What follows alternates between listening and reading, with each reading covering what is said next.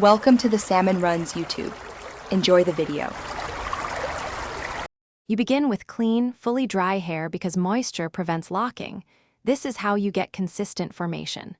First, you section the hair into 1/2 to 1 inch squares using clips and a radial comb. Once done, choose your density. For tighter dreads, pick smaller sections. For softer dreads, choose larger ones. This determines the final texture. Make sure to label or mentally map rows so you progress evenly. Start on one side and work methodically across the scalp.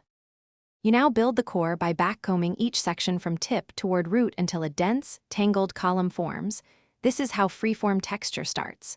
Once a knot is established, palm roll it firmly for 20 to 30 seconds to encourage cylindrical shape. Repeat palm rolling across the whole head. Consistency matters more than force. If hair is exceptionally slippery, apply a tiny amount of locking balm. Use sparingly, because excess product slows natural matting. Keep moving in rows to maintain even tension. You finish by committing to a maintenance routine that lets freeform dreads mature. Wash gently every 1 to 2 weeks with residue-free shampoo and dry completely, then palm roll each dread. Once established, trim frizzy ends or use a small crochet hook for persistent loose hairs. If a section starts to unravel, isolate it, re-backcomb toward the root, palm roll, and secure briefly with a loose clip until it settles. One key troubleshooting tip. If a dread consistently refuses to hold,